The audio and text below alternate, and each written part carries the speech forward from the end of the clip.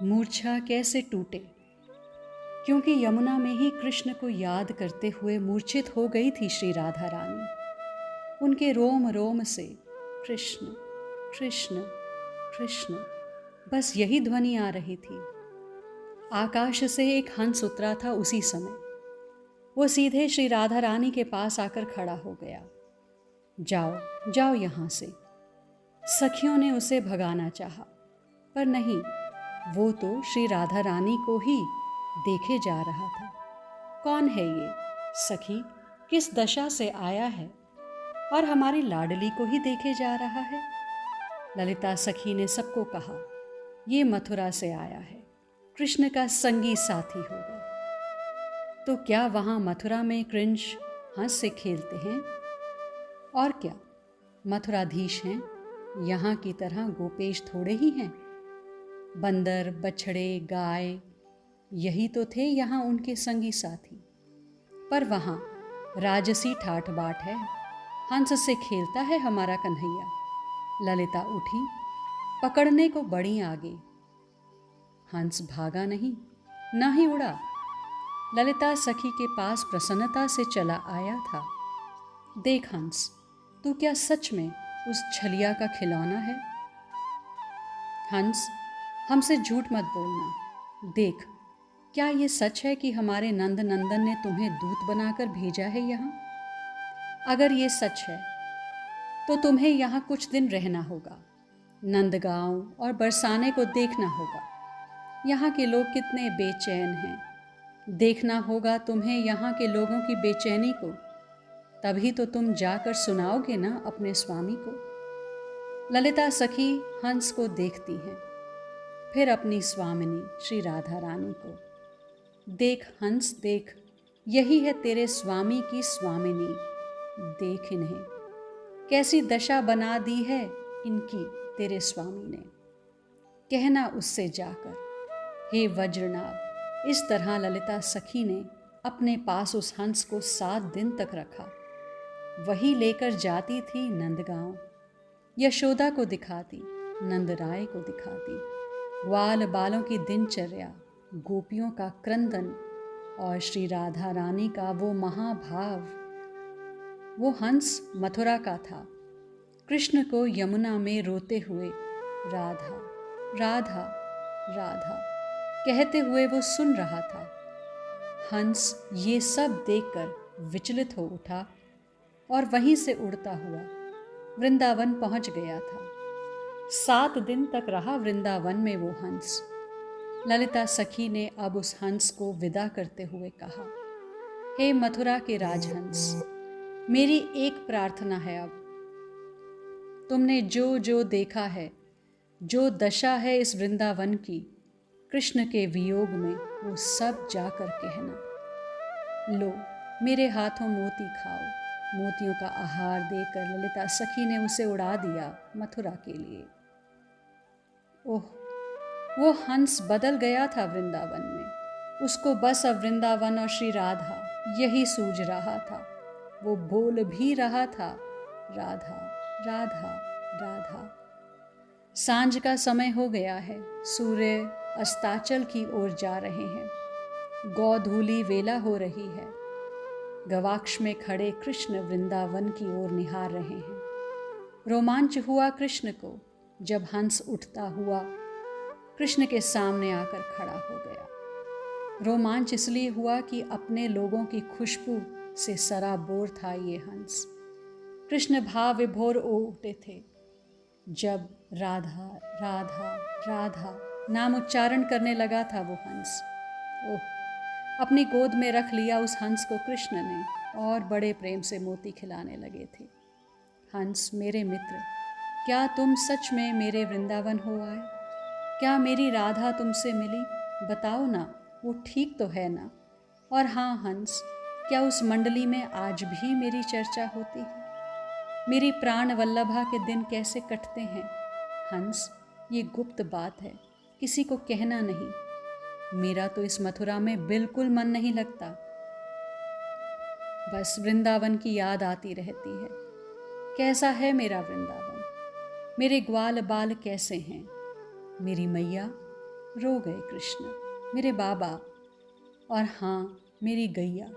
बता ना हंस, सब कैसे हैं? तू भाग्यशाली है कि मेरी राधा को तैने देखा।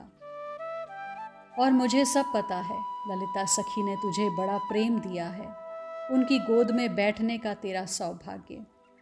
इतना कहकर अपने हृदय से लगा लेते हैं उस हंस को। हंस अब बोलता है, प्रेम की भाषा सब समझते हैं वज्रनाभ। हंस ने जो वर्णन करके बताया है वो अद्भुत है।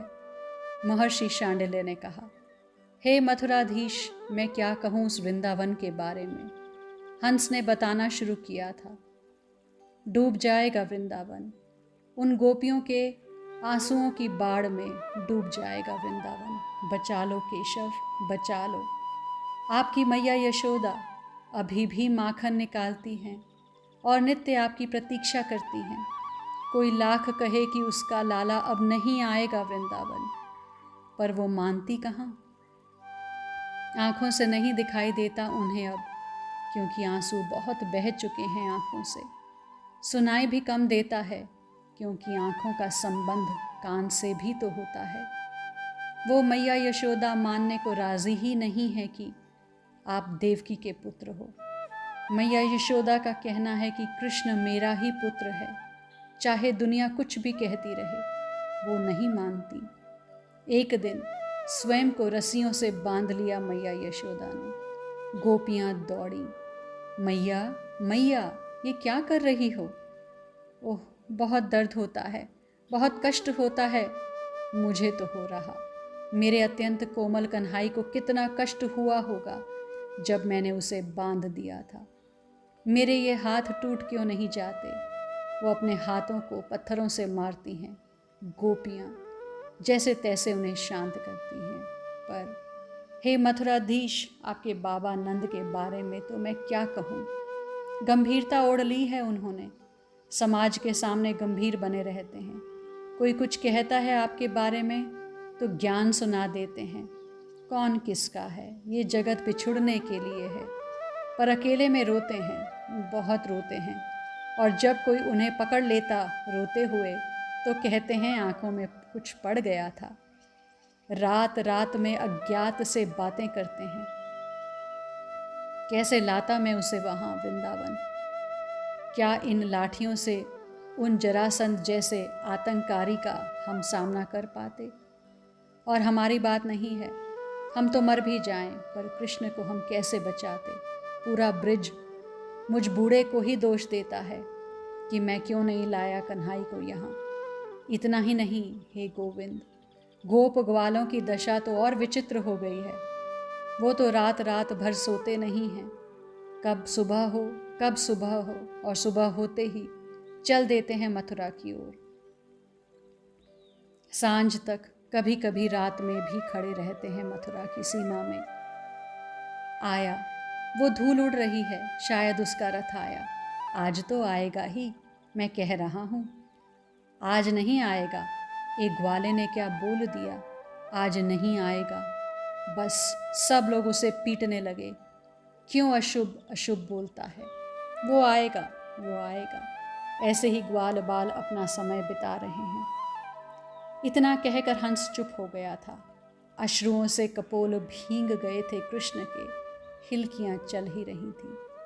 हंस और मेरी राधा इतना ही पूछ सके थे। श्री राधा, उनके बारे में मैं क्या कहूँ? कृष्ण कहते ही उन्हें उन्माद चढ़ जाता है, वो मूर्छित हो जाती हैं। हे कृष्ण, जब अकेले में मूर्छित हो जाती हैं वन में, तब तो स्थिति और विचित्र हो जाती है। सखियां उनके पास हैं नहीं और अकेले में उन्माद के कारण मूर्छित हो गई हैं। पर उस समय हिरनियां सब दौड़ पड़ती हैं, अपना घेरा बना लेती हैं, अपनी जीभ से चाट कर उठाती हैं श्री राधा रानी को। कितनी भाग्यशालिनी हैं वृंदावन की हिरनियां। कृष्ण रोते हुए कहते हैं, नहीं नहीं, कुछ नहीं, बस कृष्ण। श्री राधा रानी अब केवल तुम्हें ही पहचानती हैं। मोरकुटी जाती हैं, गहवर वन में बैठती हैं, सांकरी खोर में खड़ी रहती हैं, पर आप नहीं आते तो फिर क्रंदन शुरू कर देती हैं। आश्चर्य, श्री राधा ही नहीं रोती, पूरा बरसाना रोने लग जाता है। वृक्ष, पक्षी, पशु सब साथ देते हैं, सब रोते हैं। जब से आप आए हो वृंदावन से, तब से श्री राधा रानी ने कुछ खाया नहीं है। हाँ, तुम्हारी कसम देकर कोई खिला दे तो खा लेती हैं, पर हे कृष्ण, कीर्ति रानी और वृषभानु जी बहुत दुखी रहते हैं। स्वाभाविक है, अपनी लाडली की ऐसी स्थिति देख कौन दुखी नहीं होगा। श्री दामा भैया वो भी समझाते हैं, संभालते हैं अपनी बहन श्री राधा को, पर भैया क्या कहा था तुमसे उन्होंने? उफ, ये प्रश्न हजारों बार कर चुकी हैं, फिर भी। राधा, वो आएगा, उसने कहा था वो आएगा, फिर क्यों नहीं आए? कितना समय तो हो गया है। श्री दामा कुछ नहीं कह पाते। हे कृष्ण, मैं जा रहा हूँ, मैं वृंदावन में ही रहूँगा। मेरा इससे बड़ा सौभाग्य और क्या होगा कि श्री राधा के चरण रज की प्राप्ति मुझे होगी। मैं आपकी उन दिव्य सखाओं के साथ खेलता रहूँगा, रोता रहूँगा, आपकी सखियों के साथ। मैया यशोदा मुझे माखन देगी, मैं धन्य हो जाऊँगा। कृष्ण ने हंस को चूमा, उस प्यारे से हंस को अपने हृदय से लगाया, अपने गले से मोतियों की माला उतारकर उसे पहना दी। मैं जा रहा हूँ। पर फिर हंस रुका। मैं एक बात पूछना चाहता था। क्या? पूछो हंस, कृष्ण ने कहा। आपने क्यों ऐसी दिव्य प्रेम की भूमि छोड़ दी? इतने प्रेमी जन क्यों छोड़ दिए? कृष्ण इसका क्या उत्तर देते हंस को? पर यहाँ मथुरा में कुछ नहीं है। काम हो गया है आपका, कंस का वध कर दिया है आपने। अब चलो वृंदावन। नहीं नहीं, आपके लिए यहाँ कोई रोने धोने वाला नहीं है मथुरा में। आप यहाँ से चले भी जाओगे तो मथुरा वासियों को कोई दिक्कत नहीं होगी।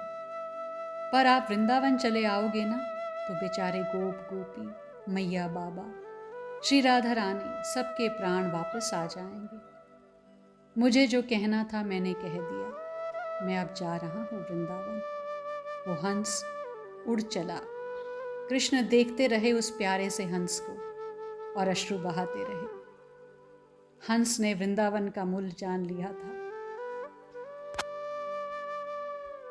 हंस ने राधा नाम पहचान लिया था। हंस ने कृष्ण प्रेमियों का संग का महत्व जान लिया था। इसीलिए हंस जा रहा है वृंदावन। आज के लिए इतना ही। शेष आगे। श्री राधा।